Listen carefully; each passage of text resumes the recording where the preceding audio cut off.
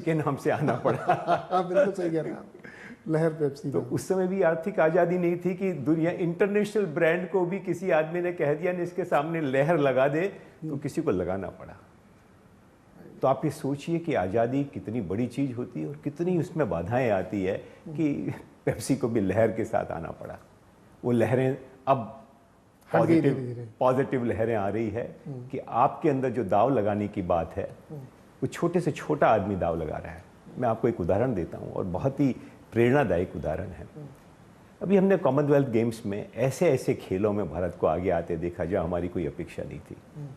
वो हर एक स्पोर्ट्समैन की कहानी, हर एक एथलीट की कहानी आप देखेंगे तो वो बड़े कोई छोटे कस्बे से, गांव से, ट्राइबल से आए हुए लोग हैं। ये उनका सपना जाग रहा है, ये उनकी तदबीर बदल रही है। और ये कोई आसान, ये कोई ऊपर वाले बैठे किसी व्यक्ति ने डंडा फिरा दिया और ये ऐसा हो रहा है, ऐसा नहीं है। ये कुछ नेतृत्व है जो इस हमारे लोगों के अंदर रही हुई शक्ति को पहचान के उनको एक मौका दे रहे हैं और वो शक्ति को बाहर निकालने के लिए क्या किया जाना चाहिए उसकी ठीक से समझ है। तो ये जो परिवर्तन है ना, ये परिवर्तन हर किसी का खेल नहीं है, क्योंकि जो दिखता है हम उसी के हिसाब से भविष्य की कल्पना करते हैं। कम नेता ऐसे होते हैं जो संभावनाओं को देख के परिवर्तन को प्लान करते हैं। हम खुशकिस्मत हैं कि अभी एक भारत जो कि दुनिया में सबसे समृद्ध देश में से एक था, अगर सबसे समृद्ध और विचारों में तो सबसे समृद्ध था और आज भी वापस निखर के आएगा। जब हम उस समृद्धि को देखकर इस परिवर्तन को प्लान करते हैं तो हमारी जो संभावनाएं हैं वो अधिकांश लोगों की कल्पना के बाहर की विषय। तो मैं 30 साल से उस संभावनाओं को जानता रहा हूँ, उसके प्रति काम करता रहा हूँ। भारत के अंदर कई कंपनियों के निर्माण के अंदर हमें एक योगदान देने का मौका मिला, कई नीतियों के अंदर योगदान देने का मौका मिला।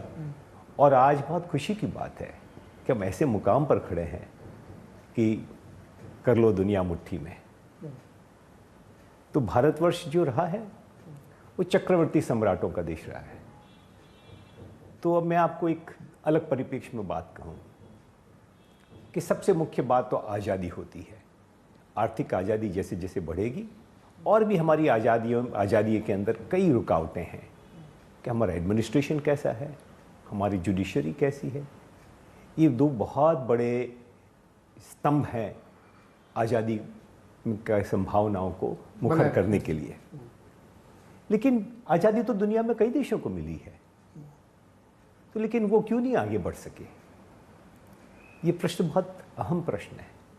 वो क्यों नहीं बढ़ सके कि केवल आज़ादी, एक मूर्ख आदमी उसको आज़ादी मिल भी गई तो क्या करेगा, और एक समझदार आदमी है। हमने हमारे यही देख लिया नेतृत्व के अंदर कितने कितने रूप होते हैं कि अगर समर्थ है नेता तो उसको नेतृत्व मिलेगा तो वो कुछ करेगा।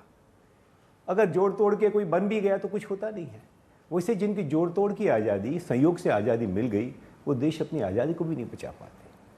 हमारी जो संस्कृति है ये हमारी सबसे बड़ी समृद्धि है। तो ये क्योंकि बचपन से लोग जो गणित, विज्ञान, संगीत, अध्यात्म, समाजशास्त्र कहानियों के रूप में सुनते आ रहे थे, लेकिन दो बातें हमारे देश को रोक के रखी हुई थी।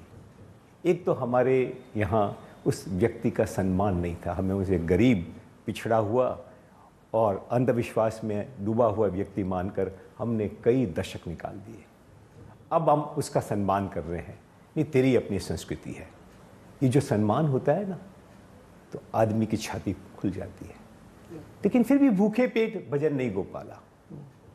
तो ये जो आज ये बात हो रही है कि हर व्यक्ति को खाना मिल रहा है, घर मिल रहा है, उसका शौचालय मिल रहा है, अब उसको जल का जल मिलेगा, ऐसी जो बातें मिल रही है उसे एक सुकून आ रही है।